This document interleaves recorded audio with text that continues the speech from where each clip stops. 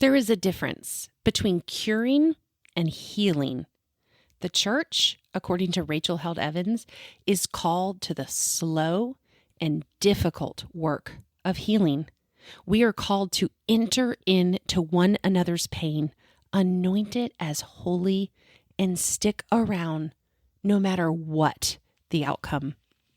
I think it was quite a few years ago that I started to feel the tension of my family was getting bigger.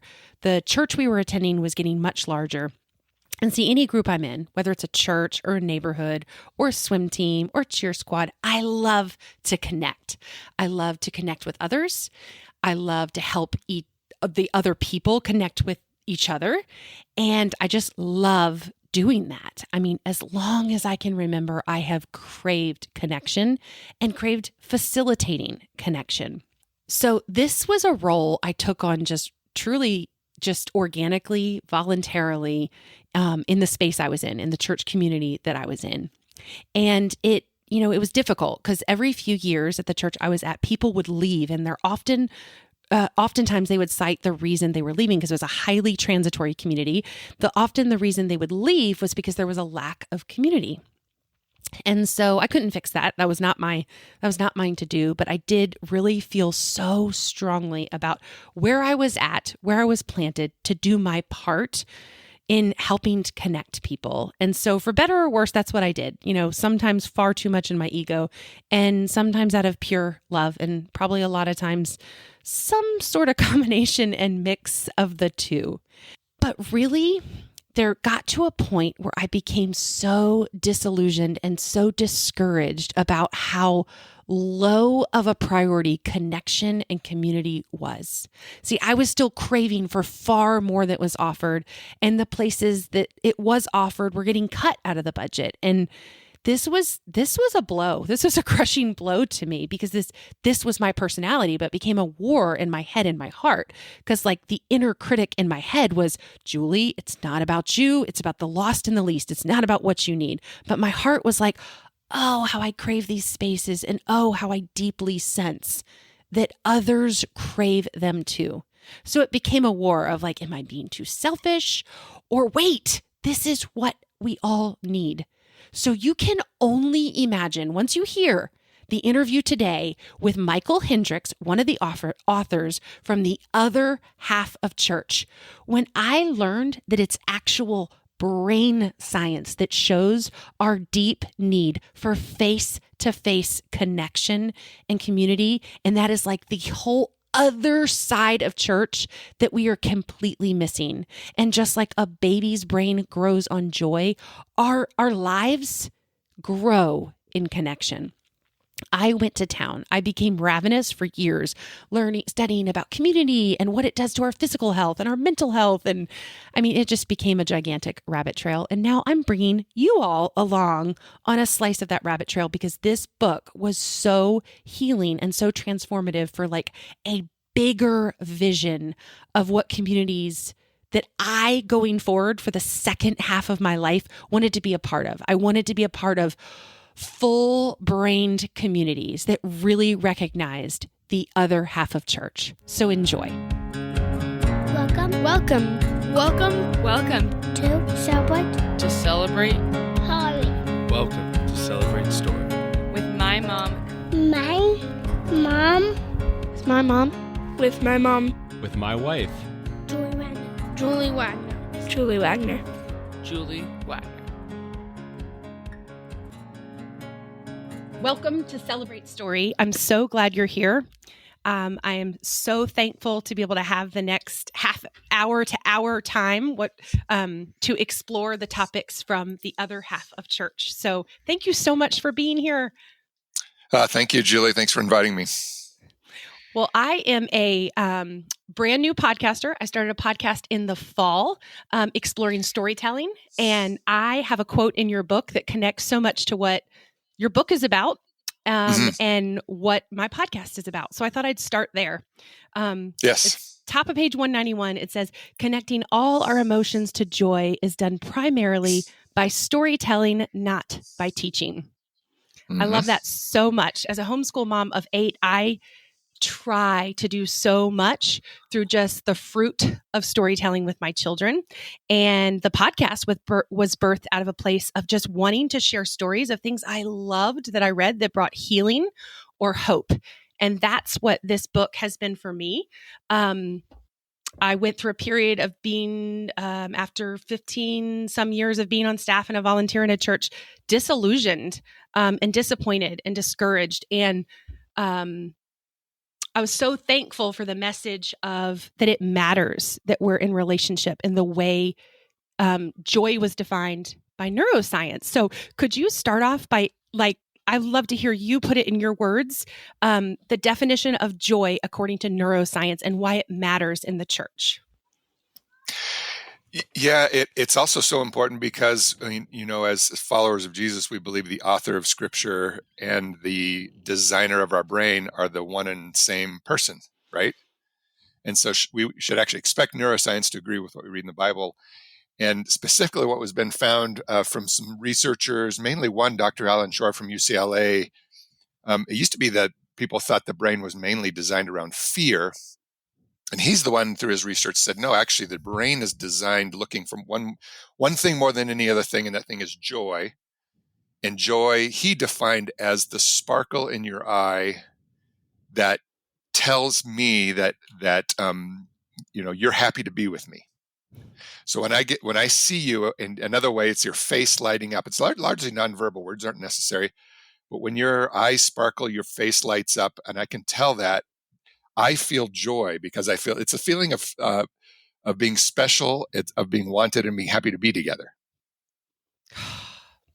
That's so powerful. And something that sticks out from what you just said from the book is this idea that brain science shows that, and correct me here because you're the expert here, the first 3 years of life that a child's brain grows on the experience of joy. And being a mom of 8 children, this connected so deeply. And being a ministry worker, I often had such pain of there was so many more people that wanted to connect, and there was time to connect in like a massive, big setting situation. And so it made intuitive sense to me because I knew that the times I was most connected in joy relationships, I was just very effortlessly growing. I'd love to hear a little bit more about so I think one of the chapters that really sticks out to me is you talking about this idea because it's so foreign to what I've experienced. And I want to just move into that direction of this Hesed type of community. What do you think about the fact that, so many spaces in Charlotte are kind of the culture of Charlotte in general is very transient. Most of us have moved here from another state. My husband and I moved here 17 years ago from Maryland. And so it is very transitory. Yep. And so that by nature affects the churches that we go to, that people are in and out. But I think also what affects it in some cultures is that our commitment to, it's not about you, it's about the lost and the least at all costs. And I believed that for a long time because you don't want to be a bad Christian that doesn't care about lost people, right? But I was so feeling some healing with this idea that you really talked about, that the ministry can't trump the relationships. And that just summarized, I would love to hear you talk more about that because it's that seems to make so much gut level sense. Yeah, when you look at how we were designed to transform and to learn to love like Jesus loves, that's, really the ultimate goal of discipleship is to learn how to love people just like Jesus loves, right? Well, and we've done a pretty good job telling people that they should do that, right, in churches. But what we haven't done very well is teaching people how. And so how it requires a couple different things. It requires, first of all, some actual practice and repetition, very much like, if you're learning to play the guitar or the piano the first time, you have to do these really boring things over and over again to develop really good habits. And then all of a sudden it's just natural. So there's a certain aspect of learning how to love like Jesus loves that we just have to do some really good practices over and over again. A lot of us, for what we do, the practices are building joy, like you just talked about. Like we were born even as babies, as you mentioned earlier. A baby's brain is largely unformed when they're born. There's just parts in the right in the brain stem, and then these interactions with mother with joy. And you think about it, if you're nursing a baby and then a baby gets kind of full, stops nursing, looks up at mother, the baby's face lights up, the mother's face lights up, the baby's face lights up more, the mother's face, and it's called, Jim Wilder used the term climbing joy mountain, like baby joy, mom joy, baby joy, mom joy, baby joy. But you get to a point where it's there's so much joy that it's uncomfortable for the baby. And so the baby then will break eye contact, because this is all eye contact. There's no words, baby doesn't have words yet. A baby will break eye contact. And if a mother, is wise and knows how to read the cues, the mother will let the baby break contact. The mother will break contact, will not continue to try to build joy. And the baby will rest. And that rest actually kind of just absorbs this beautiful joy and allows it to, I'm using layman's language, neuroscience would say other things. But in probably 30 seconds later, the baby's boom, back to mother, and they're climbing Joy Mountain. And a baby and mother do this hundreds and hundreds of times a day in the first, 6 months of life. And it's those interactions that really start the whole ball rolling of a really healthy Hesed attachment, be able to attach at a healthy level. And joy is really kind of like the fuel for everything else we do relationally and emotionally. Both as a baby and even as adults, our churches were really designed to be very, very high joy places, communities, meaning that when we get together, our faces light up on each other, like we're excited to be each other. This doesn't mean that we're eternally happy, like we're a community that's always happy, because joy isn't happiness. Joy is happy to be togetherness. Mm. And so even in your darkest, deepest trial, if I show up, say I'm really suffering from a big loss, and I show up to my community and their faces are lighting up on me, but it's not smiles in that case. That case is like the serious thought saying, we are with you on this. You are not alone. I don't know what to say, but I'm with you. And I'm just, it's these interactions of I can tell they're happy to be with me in my sadness or my anger or my shame, or whatever emotion it happens to be. So joy is really meant to be built into the relational network of all of our emotions are meant to be highly joyful, meaning we're really glad to be together in all of these emotions, including the really positive ones and victories and successes and great things, and the deepest and hardest things of life.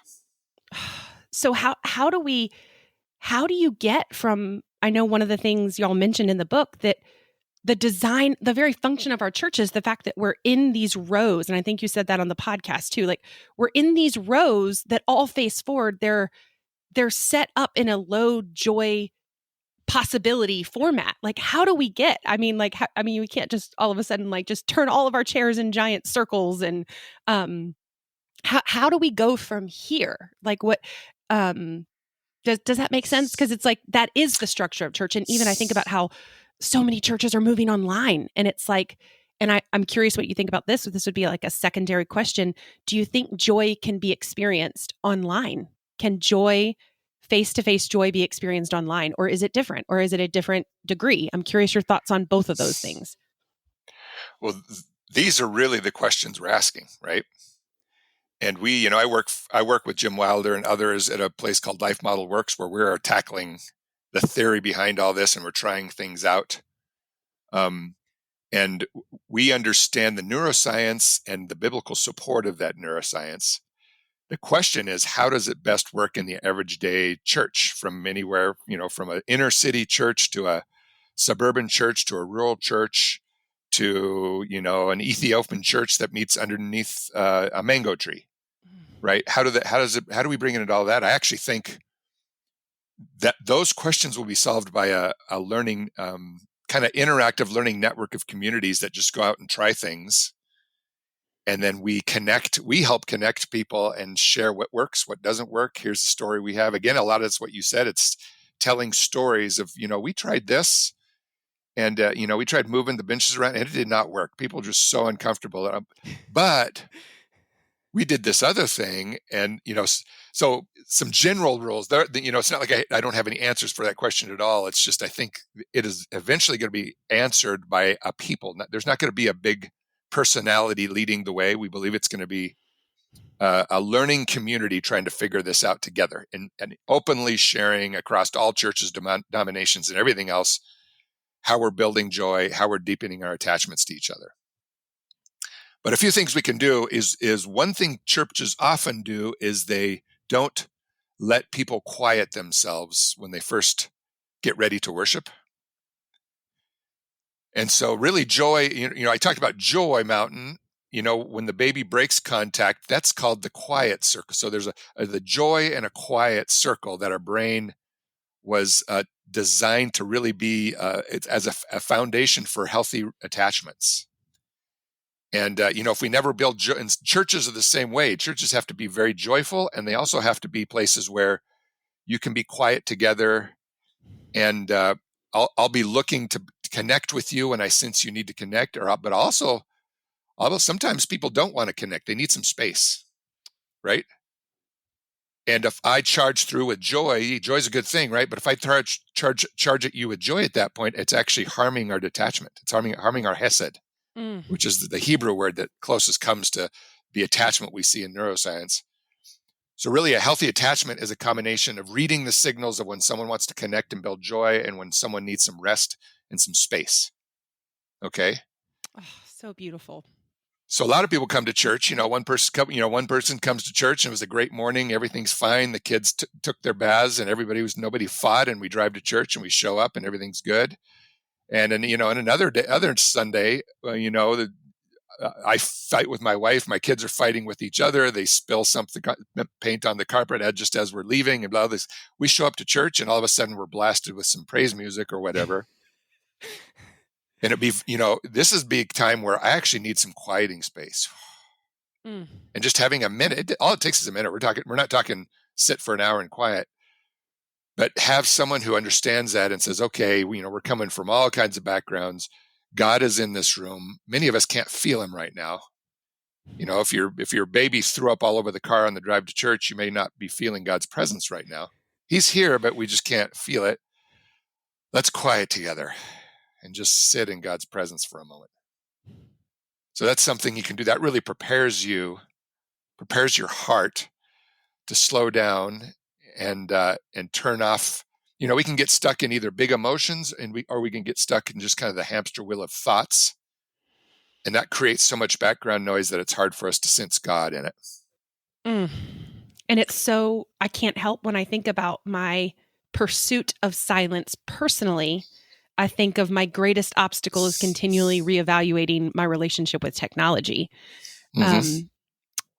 And teaching and guiding and the weight of, my kids are watching every second of how I use technology and are mimicking exactly how I use technology. And so that kind of circles back to, it's like with us all having more of a challenge for silence from our phones because we have so much information is, I guess I'm still questioning, like, how do we make these Hesed joyful spaces? Like, is that possible? Because in my own life, personally, I use the two most used apps I use on my phone are Marco Polo and Voxer, because as a homeschool mom of 8, well, 7 now, one's off at college, it's like to be able to get these doses of joy, like to go for a run and Marco Polo 2 friends about books we're reading. Great. That gives me a dose of joy to be able to then be present and give that joy to my children. And then I think about in the afternoon, it's like sitting down, drinking a cup of coffee, getting a dose of joy by Voxer. But then I think about like the end of, is it 2nd John and 3rd John? I love those words. It's like, I have so much more I want to say to you, but it will be, my joy will be complete when I see you in person. And so I'm wrestling with like, how much do I use technology and like robbing myself possibly of the fullness of joy, and how much do I need to grow in like less technology joyful connections, or can they done any studies on like, is it still joy if it's like technological connections? Yeah, you can't technically climb Joy Mountain with a person over video because it's a between my brain and your brain, it's a 6 times a second kind of feedback loop. So our eyes are actually doing things 6 times a second. That's building joy, and the video lag is too long. So that that's part of the reason why we often get really tired when we're on like a Zoom call or some sort of video call, is because our brains are trying to establish this right eye to right eye joy building link, but it's impossible because we don't have, it's not fast enough. Wow. Now we can build some joy online because if you and I already have a relationship and have spent time in person, and then if we're connecting online, our brains can kind of fill in the gaps just using memories. So if there's already somewhat of an attachment there, we can get a measure of joy. Like, it's kind of like John said, he's not saying you don't get any joy from my letters, but when I'm with you in person, face to face, that's the fullness of joy, right? And so we get some joy. The real key is to know that even are our apps and our phones robbing us of the face to face joy, or are they just supplementing and under control? So it can be used for good and for bad. And to realize, how much, even no matter how much we connect with our friends and things over apps and over social media for technology, there's still a great, great importance to be face to face. Oh, so do you think, because I can't help but think of like my introverted friends, do you think that, because if I'm understanding this right, our brains grow on joy. And as an extrovert, I'm like, yes, I knew that. I knew the more I'm with people that are present with me and I'm present with them, there's something mysterious about what happens. But then I think of my introverted friends that drains them. I'm curious what you would say about that. The draining can be that they need larger doses of quiet and smaller doses of joy, but they still need joy. They will not survive without joy. And so the key then is that we learn to read the cues, and they're nonverbal cues. Okay. There's things, and we even do drills when we're together where we will intentionally overwhelm someone. We'll actually walk towards someone with our hand like this and have a whole group watching your face as I'm walking towards you. And all of a sudden someone will say, "Yep, I just saw it. Her left eye just twitched," or there was a tenseness in her jaw, or all these. And so we're trying to train our brains to catch these nonverbal cues that are telling us, give Julie a break. You're overwhelming her. Give her a rest, right? If we don't learn to read those cues, then we're just constantly overwhelming each other. And so, handling someone who needs a little more rest and a little less joy is very, very trust building. Like when a very introverted person, connects with someone and then they give them space when they see it, all of a sudden there's a trust there that maybe they don't experience with a lot of people, because usually they just get overwhelmed by joy. Oh, that is so, and it seems like it's a foreign language to us as we have become more isolated, necessarily so. I'm so curious. I would love to jump. There's so much. I mean, there's so many different directions. My brain is on fire. There's so many things I want to ask, but I want to skip to understanding. Okay, so y'all blew my mind on the shame chapter, because it just, I read a lot by Brene Brown. And so really understanding these ideas. And I think the biggest things I learned from that was that we connect with others through our weaknesses, not our strengths. And which is very much what y'all were talking about. But this idea of good shame versus bad shame, like I really had to chew on that. Yeah. And what was hardest for me to take in from your book was actually the most healing, ironically. So could you, for our listeners, like talk about the difference between healthy shame and unhealthy shame? I'd love to hear you kind of summarize those ideas. Yeah, for most of us, all shame is toxic because we've never really experienced the healthy shame, right? Amen. So that's why there's such a resistance to that. Me too. And unhealthy shame is just some form of the message, you are bad. And so it's basically telling what's wrong with you, what I don't like about you, and then I just leave. Then I slam the door and leave, right? It's not relational, and it's not. I'm not showing you any way to recover from that. Healthy joy, on the other hand, is healthy shame is the opposite of joy, which is essentially, I feel shame when I can tell from your face and your eyes, just like with joy, that you're not happy to be with me. So let's say you and I are on staff in a church, and I'm running a meeting, and some woman offers an idea, and I kind of shut her down, and all my verbals are saying, "What a stupid idea! You're wasting my time," right? And then the meeting's over, and I go back to my office, and you saw the whole thing. You weren't part of it, and you said, that didn't feel right. And so you come to my office door, knock on the door, and say, "Hey, Michael, back in that meeting when Susan offered that one idea, and it seemed to me you discounted, dismissed it, and almost kind of scoffed at it. And I think you might have forgotten who we are. Let me remind you who we are. We are a people who are very, very patient with others because God has always been so patient with us. So I don't think I saw your best self back there. Now, the difference between that and toxic shame is that you knocked on my door, you looked me in the eyes, you affirmed even our attachment, and then, you basically said, "I think you forgot who we are." So it really relies on this thing called group identity. Oh. We're pulling from group identity of what kind of people are we as citizens of God's kingdom? Well, we're a patient people, right? Yes. Very, foundational of we are very, very patient because God is very patient. James says we're supposed to be very, very fast to listen, but slow to speak, right? Slow to become angry. And that probably applies to slow to become annoyed by an idea I thought was dumb, right? And I had probably grown up in my house and seen the same thing in my parents and in my siblings and stuff. And all of a sudden, Julie shows up at my door. If we have a Hesed attachment, you have access to my character. And you're actually, by correcting me in a healthy way, you're rewiring my brain. You're actually rewiring my future spontaneous responses to similar situations. So a year from then, I may be leading a meeting and someone offers a truly dumb idea. And my spontaneous reaction to that is patience and kindness and respect. And when you start doing this character work, you'll have those kind of spontaneous changes in character, and then you'll come away and I'll go, "Wow, 2 years ago I would have not have responded that way."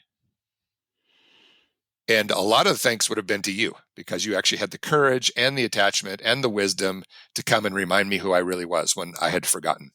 Oh, and that's those sections you gave actual kind of script samples to kind of role play. And I have been formed by those words with my kids. I mean, I use that with my children of, we have been made in love, for love, to love. And this was not in the direction of love. This is not the way we want to move. We want to move this way. And it's so powerful. And it also is so convicting because it makes me realize where I was involved and perpetuated a toxic culture, a culture of, and I'm struggling still on how to label it, but I think when there's a power dynamic of where leaders can convict down and maybe like red flag or, oh, we're going to take it, oh, this person's dangerous. Kind of, and I can only steal from others' words because I haven't found mine yet. But Marshall Rosenberg, who wrote Nonviolent Communication, he talks about in a principle of to observe without evaluating. And so I'm coming out of a culture where there was a lot of evaluating. There'd be a love bomb of "you're great," and there'd also be toxic, shamey message. And so I'm really trying to unpack and heal. And really that's what this book and this podcast is for. I'm a wounded healer, and I want to confess where I have unfairly labeled and unfairly passed on that shame and those labels. And how can I go the other direction? And so I'm curious just for you to unpack a little bit more about the enemy section, in the narcissistic chapter of when there's this innocence, this enemy shame. I'm not using the right word. Let me turn to my bookmark. But if you know exactly where you want to go with that, please do jump in because I'd love to hear you talk more about that because it's such a foreign world because I've experienced so much and done so much Yeah. toxic shame. Yeah, our brains, we're basically given God two brains that work together, our right brain and our left brain, and they're meant to work really well coupled together. And our left brain is kind of what we normally think in culture as our brain, which is our thoughts and our strategies and words and problem solving, willpower, all that kind of stuff. And I'm being general, I'm generalized. This is just the control processor of the brain, and the control processor on the right brain is largely relational, meaning it deals with, joy. Who's happy to be with me? Is this a safe environment? When people attune to me and I'm attuning to people, this is really a right brain dominant function. And who am I? What kind of people are we? How do we act as our people? And that doesn't mean, it's all right brain, because there's tendrils into both sides. The brain's very complex, so it's not all left and all right, but that's kind of the dominance is what we're talking about. And when our right brain, the relational control process is up and running well, we see everything in life through a very relational lens. And it very much aligns with what Paul writes to the Colossians in chapter 3 when he says, since we're dearly beloved by God, we clothe ourselves with compassion and kindness and humility and gentleness and patience. And Paul doesn't says those are things we strive to do. He says we actually clothe ourselves with them. They're part of who we are. It's what people see when they see us. It's our identity. I think that's a good verse to put to memory. That's really a verse that's saying your relational part of your brain is up and it's running. Well, sometimes when we're in distress, we're in big emotions, and get stuck in those emotions. Our right brain, these kind of circuits, relational circuits we have, they go down. They kind of like a circuit breaker. They start going off, and that's when we go, what you were talking about, in what we call enemy mode, where we start to see when those circuits are not working properly. Instead of the Colossians 3 of compassion, kindness, humility, gentleness, and patience, we tend to see other people as either, annoyances to be avoided, or we see people as problems to be solved, or we see them as enemies to be conquered, to be defeated.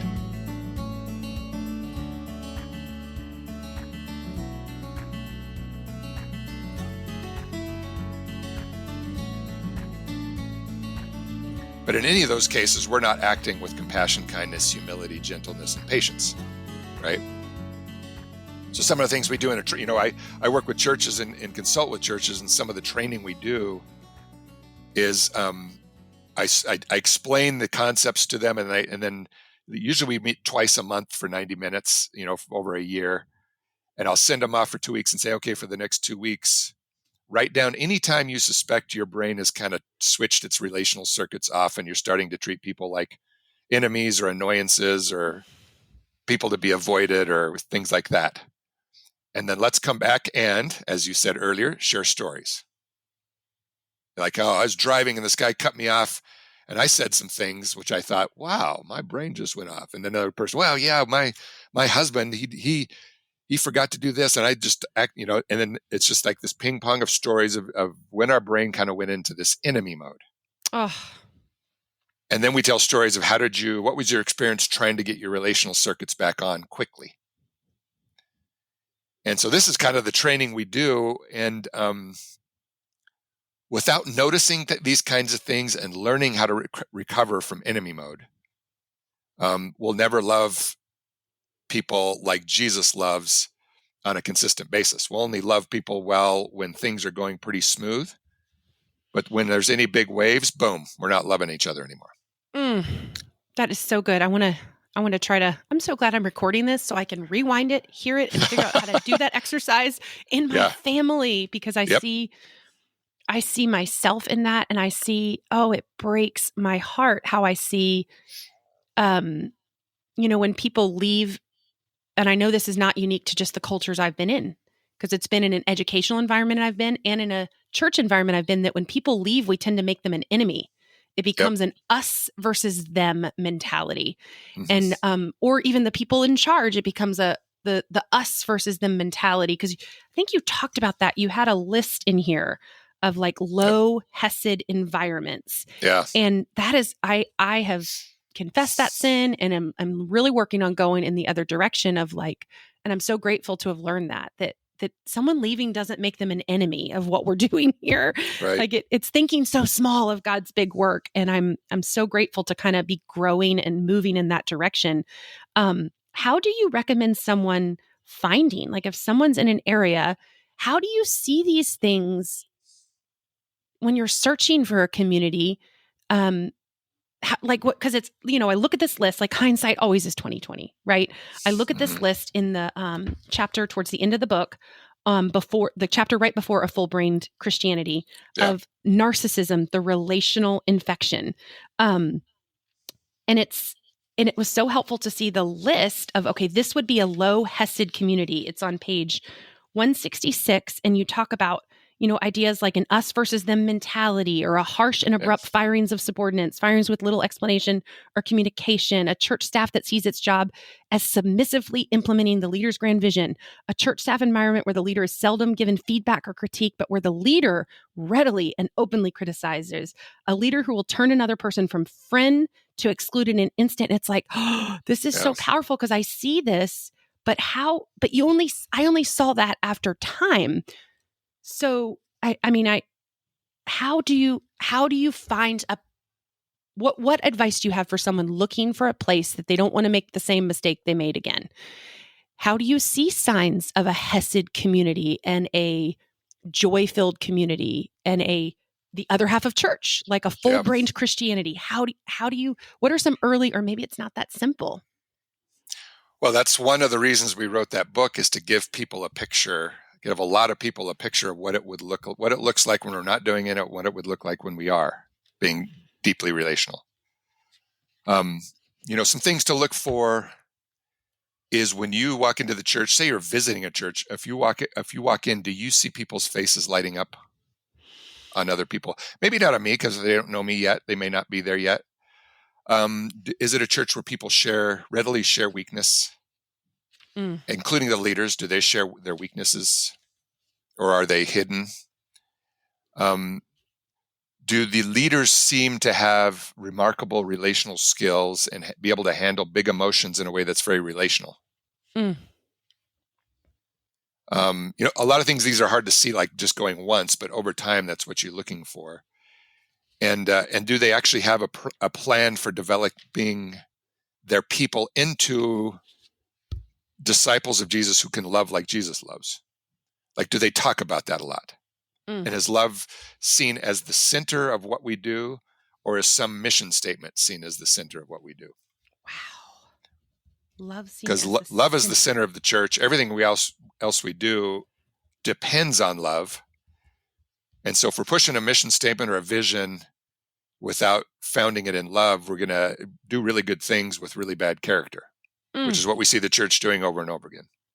Yes. And I think where I'm trying to turn away from and go a different direction is, it used to be about, and it's, my area is that God's trusting me with these children. And so it's like, it used to be, and when my older three, who are all teenagers now, were little, it was so important to me to have this moment, like, when are they going to say the sinner's prayer and have this moment of conversion? And I put so much energy into that. And now it's like my younger three are 3, 6, and 8. It's like, I have no interest in pushing that prayer. And I don't know if that's the right thing or the wrong thing, or just where it is in my walk in my spiritual journey. But to me, I no longer want to put emphasis on one moment of making the perfect words and the perfect choice, but that we're all just going to keep walking this long, slow, steady, crawling, crippling, limping walk in the direction of love. And I realized I learned that from growing up, the churches I grew up into. It was definitely about this moment of conversion, of I was lost and now I'm found. I have been baptized, and we count those things.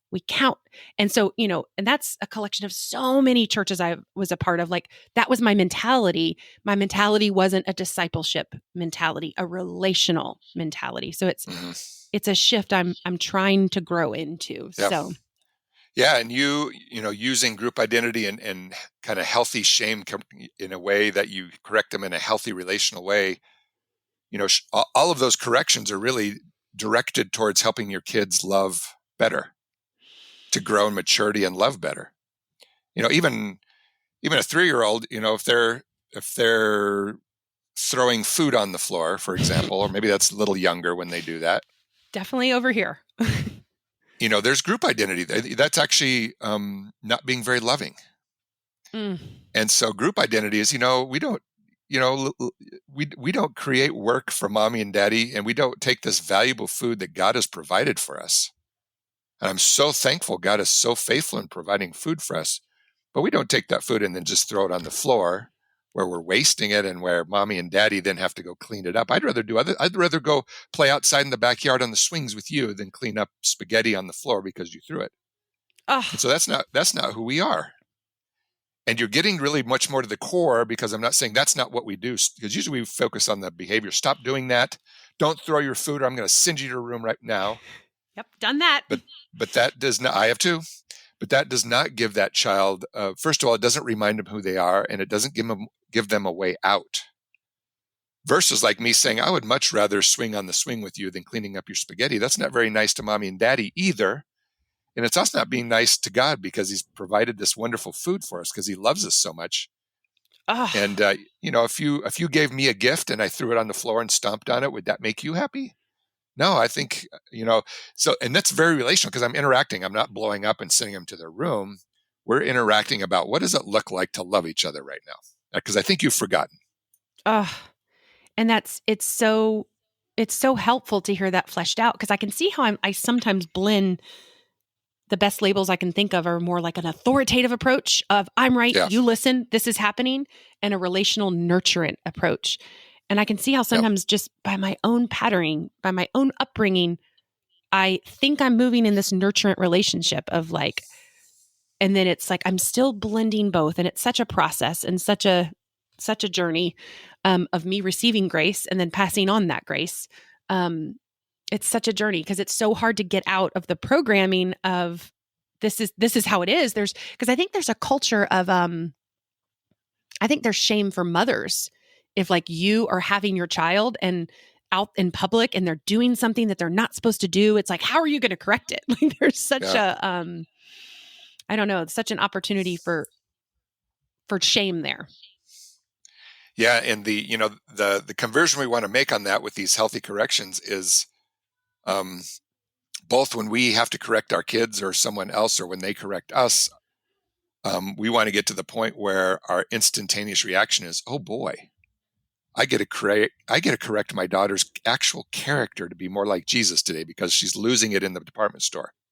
And so we're actually excited because you have that attachment. Without Hesed, that attachment, you can't correct anybody's character. They'll dismiss it. Yes. Right.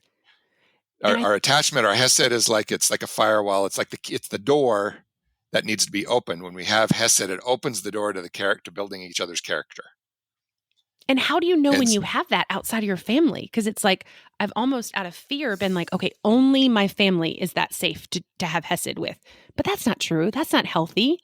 No, not at all. As a matter of fact, especially when moms, this is true with dads as well, but when moms finish the parenting job, in other words, when their youngest child is into the adult stage, like over 12 years old and kind of growing, most moms have a lot of mothering still in them, and they just kind of wait around for grandchildren. But there's a lot of people in their community that were never mothered properly and need some of that. And to most churches, that's kind of dangerous. No, we're not going to have a mother like mothering this 27-year-old young man who had a really dysfunctional family and never saw good mothering. But that's about the only way that 27-year-old man is ever going to fill in what wasn't given to him by his birth mother. Where if you start seeing that young man and telling him who he is and being happy to be with that young man, but also telling him when he stops acting like himself and helping that young man do hard things. That's another thing that, the mothering stage around the child years, which is from 4 to 12, is teaching our children to do hard things. There's a lot of young men out there that never, ever learned how to do hard things. And mothers, there need to be mothers and fathers helping them. So there's all sorts of maturity stuff that's dependent on a more mature person in our life, right? Yes. And time. So these mothers that did a really good job, exactly. They've done a really good job with their kids. We don't want you mothering people when you still have kids in the house, because you don't want to steal from your kids. But, when your youngest is 12 years old, there starts to open up a little bit and more and more and more a door for you to have some bandwidth for some other young women and young men who need what you have. Mm. And Yes. so, but that involves, building a bond with them. You do it as a married couple, but you build a bond with them and fill in what they didn't get. And that's what we call a multi-generational community, which means, we change in two ways. One way is telling stories of how we acted like ourselves and what God's kingdom looked like in these big things and everything.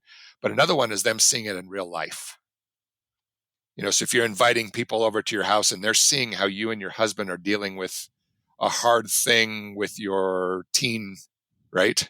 And that you're dealing with it relationally. And if they've never seen that before, I remember that happening to me, seeing someone handle an issue with their kid when their kid jammed a toy into a VCR machine and seeing him handle it really relationally. And I was like dumbfounded. Right. And I credit that experience with helping me be a much less reactive father when I grew up, because my parents were largely reactive. And just me seeing that man handle that so well, it's almost like, rewired my brain. And I was not a very reactive parent in most cases. I would have been much more, I should say. I was not perfect, but I would have been much more reactive had I not seen examples of a better way, of a more mature person doing it. I have experienced that. And I think that's where I'm longing for an intergenerational community, because the communities I've been in, all of a sudden I realize we're mothering each other. We are mothering and fathering each other because there is no space for the generations older than us. And like, what are we missing? Like, you don't know what you don't know. And I'm searching spaces to find that, because I need to know what I don't know. Mm-hmm. Yeah. And a lot of times you don't need to be explained it. You need to actually see it. Yes. Yes. Because the part of our brain that builds this kind of character needs an image. It needs an example. It doesn't really respond to an explanation of how it should act. Yes, although that won't hurt, but you need more. Yes, because it involves when I see it, it involves my head, my heart, my body, like everything. It's an embodied experience to see it. Like, I think about how I got used to, in a culture that was so busy and so big, I got used to, like, keep your head down, don't count on eye contact, just keep moving. It's about getting a lot of people in, getting a lot of people out. And I went and visited this beautiful Episcopalian church, and I was like, it was a reckoning to realize that people were available for eye contact and conversation. Mm-hmm. And I was like, why did this feel so strange to me?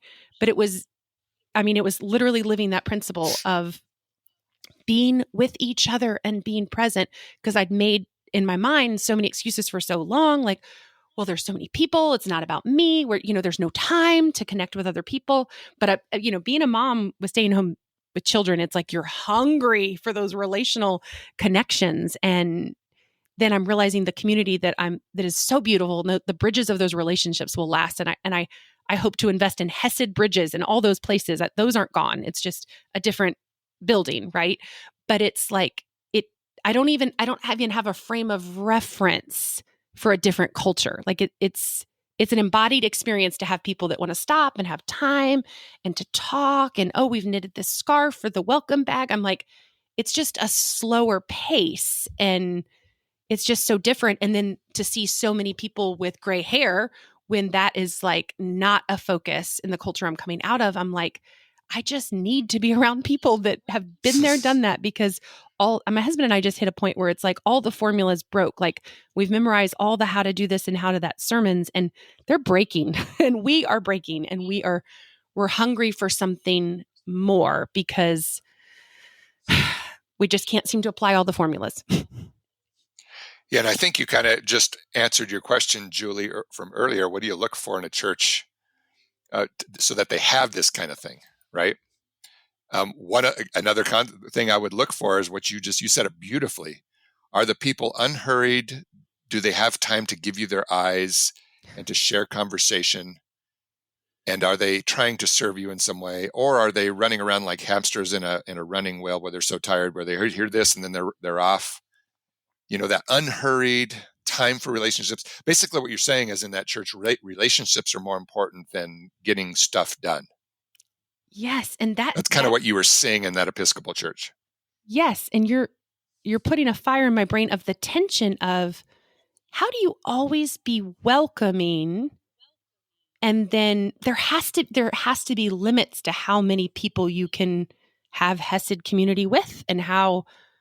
Yep. Because you can't, when there's such. I think of back to when I was a ministry director for 3s, 4s, and 5s. Like, we might get 70 kids in and out of there. There's no possible way. Of course, I was just hurrying them in and out because there's 70 of them. Yep. There's limits. And to accept that there's limits is, I think, the tension maybe. I don't know. Yeah, absolutely. We can only, there's a certain number of Hesed relationships we can actually handle because it's just too much.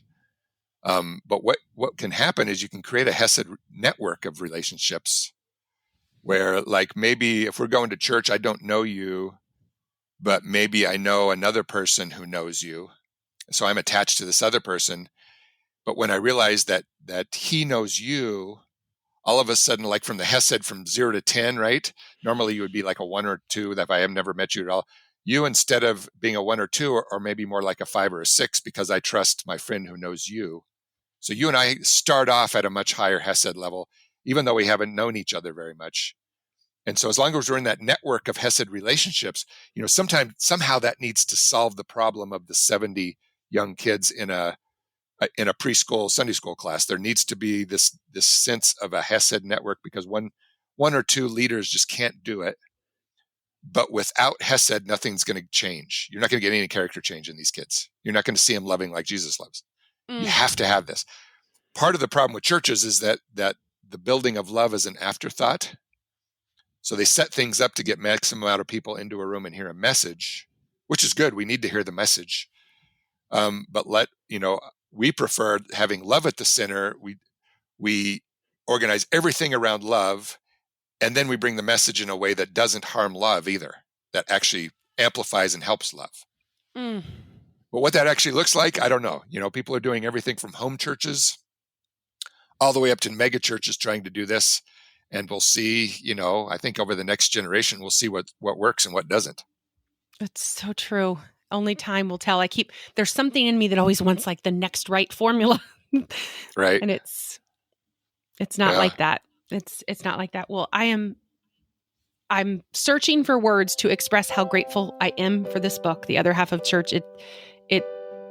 It's such a source of, God has used it to bring such healing and hope and vision for my family and for, where I want to plug in and put roots in for a community. So thank you so much for all you've done. And thank you for your time this morning. I really appreciate your ministry. Thank you, Julie. I've really enjoyed our time together. One last thing. I am so curious to get more info from you. Doing the podcast, it's a labor of love. I have to do it. I have to have a place to put my stories because I love sharing them. It's a place of healing for me. And then to get the feedback that I get from people after the podcast blows my heart and mind. I am so grateful that you trust me with your stories. And I'm so grateful that you trust me with your pain and your enthusiasm. So please, please, please don't hesitate to contact me with your feedback. I love to hear from you. And it certainly helps uncover the mystery, because sometimes I look at the downloads and I'm like, actually, a friend of mine even said to me recently, she was like, well, yeah, when you're talking, your audience. And I was like, wait. I was like, I actually don't. It's quite mysterious to me. Like, who are these 161 people that downloaded this podcast? Like, who are they? So please, thank you so much for sharing what you have already shared. And please don't hesitate to share more. And of course, if you like the podcast, like it, share a podcast with a friend, share it on Facebook. Follow me on Instagram, all the things. So thank you for being connected with me through this podcast. I value your ears.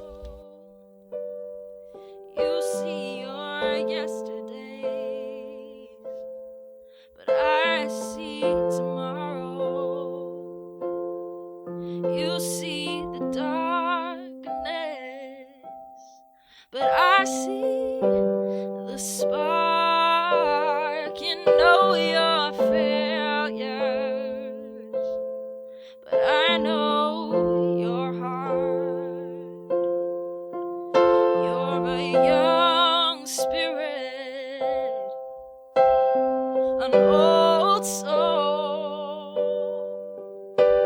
with a new chance to grow. I can't start to compare your love to the size of your heart. If people saw the road you've been down, they would know, and you'd never feel alone. No, you wouldn't feel wasted, like an antidote to the world chased by the fears it gave you. Oh, but you're still a young spirit, an